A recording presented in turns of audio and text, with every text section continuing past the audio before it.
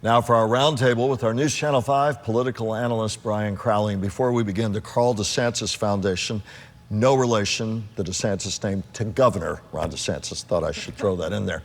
On to other news. House Speaker Mike Johnson and former President Donald Trump appearing at Mar-a-Lago late Friday, talking about, among other topics, election integrity. They tied it to border security, one of the hot-button issues of this election year. Our country is like a dumping ground, and we're going to have it stopped. And Biden should do it immediately. He should close the border immediately. We believe that one of their designs, one of the reasons for this open border, which everybody asks all around the country, why would they do this? Why would they allow all this chaos? Why the violence? Because they want to turn these people into voters. Right now, the administration is encouraging illegals to go to their local welfare office to sign up for benefits. Well, guess what? When you go to a welfare office, they also ask you if you would like to register to vote. And so many people, we think, are going to do that. And you know what? The numbers are so high. There's so many millions of illegals in the country that if only 1 out of 100 voted, they would cast potentially hundreds of thousands of votes in the election. Republican House Speaker Mike Johnson, the House Speaker vowing to introduce a bill to require proof of citizenship before one can vote. Already a federal felony to do so in a federal election. But Republicans, Ryan, say they see this as an added layer of needed security. Your take on what you heard? Well, much of it is nonsense. Why? Well, first off, I know that Mike Johnson was probably still in high school in 1996, but that's when the Congress did pass a law that said that immigrants can't vote in federal elections. Federal felony to do so. It's a federal felony. You can get up to a year in prison if you do that. Also, nearly all of the states in their state constitutions only allow citizens to vote. So, you know... What about the proof of citizenship argument that they're trying to make? That's going to be interesting. And whether they can impose that on states anyway. Well, it'll be state-run elections. Well, that's a good question. Well, you know, for Republicans who for decades believed in states' rights, are we going to impose how states elect their own local officials and state officials? I don't know what it means. Did I have to prove I'm a citizen if I go to register or vote again? Do I have to bring a copy of my birth certificate? Do I, you know, my driver's license apparently won't be enough. And how complicated will that be for people who don't have a copy of their birth certificate? And a lot of it is just, you know, Mike Johnson was an election denier. He was one of the loudest election deniers. He found all kinds of conspiracies. You know, he thought that the Dominion voting machines came out of South America. They did not. I believe it was Hugo Chavez he was blaming. I mean, it was total nonsense, and he embraced all of that, so I'm not surprised he's doing this now. The House Speaker, after his comments, I looked up, Associated Press said federal data, it's researching, said federal data does not show a soaring number of unauthorized migrants registering to vote. But clearly this effort for Republicans, seeing immigration border security as a strength for them, a weakness for Biden, politics at full roar in 2024. You know, Republicans need to concentrate on places like Florida where they've really, really done well. You know, Florida Republicans are on the cusp of having 1 million more voters than Democrats.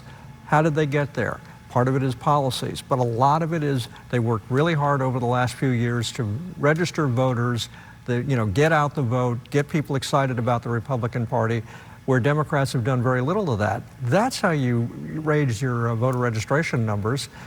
This whole conspiracy theory that they're giving everybody is just one of a dozen conspiracy theories that they're pushing instead of dealing with the real issues that we have. Republicans on their heels on the abortion issue nationwide. Of course, we have a 6-week ban about to go into effect in Florida. Voters will decide in November in Florida about whether to give more protections to those who support abortion rights.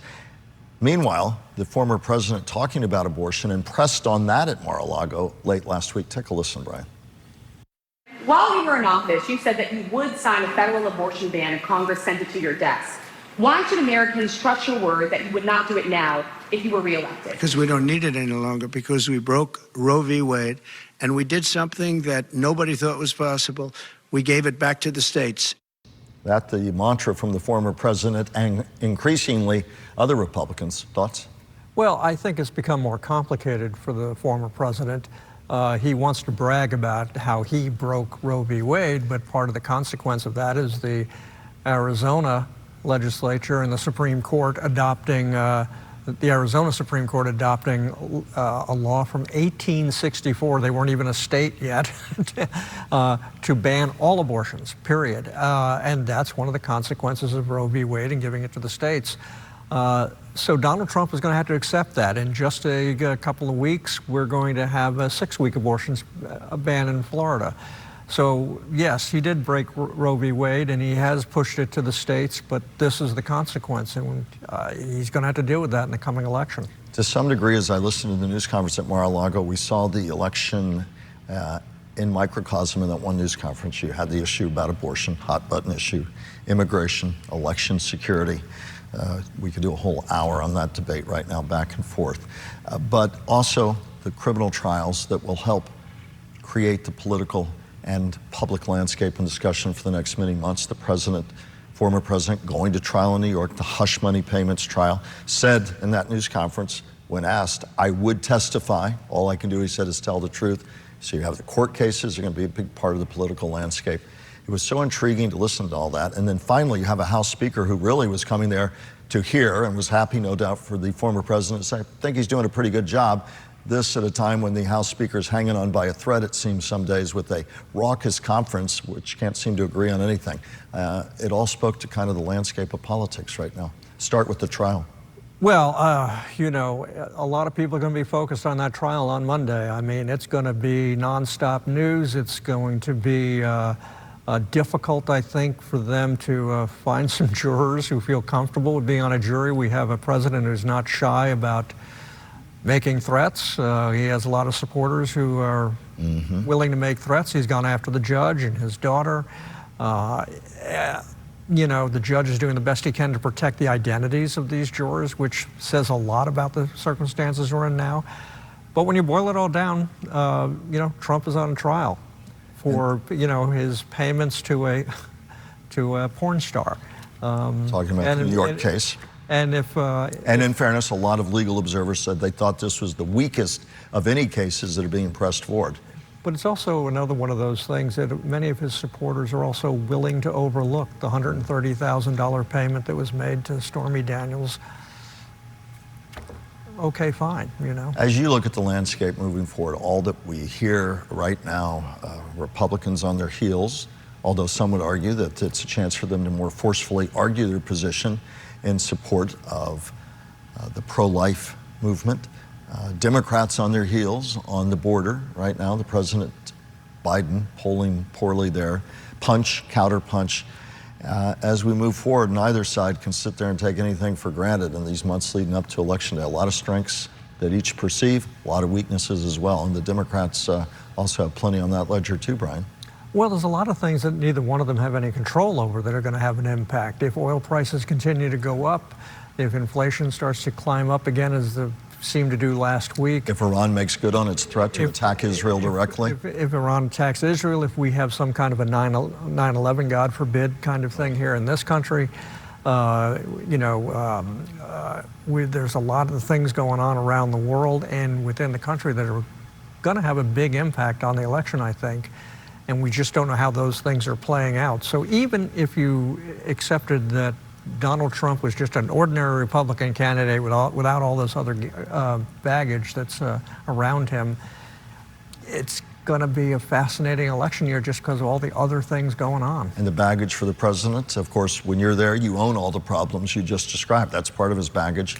And talk about the other hills that he has to climb. And they're not insignificant ones for the sitting president. Trump or Biden? For Biden in this case. You've outlined it for Trump. I think Joe Biden still struggles a lot with the image that he is frail, that he doesn't have it all together. I think it's exaggerated. I think mentally he's probably okay. Not perfect, but probably okay. But it hasn't been easy for them to try to overcome those kinds of issues. And, you know, they just, like they were really going after Donald Trump for the RNC paying his legal fees. And then lo and behold, on Friday, you find out that the DNC has been paying part of Biden's legal fees. They never seem to be able to grab an issue and just hold on to it. They somehow, you know, mess it up. And that plays very well into Donald Trump's hands. Brian, we'll come back with some final thoughts from you in a moment, but quite unlike any year that you, a longtime veteran of the political scene, have seen. You say it many times to me. We'll have some final thoughts from you coming up in just a moment.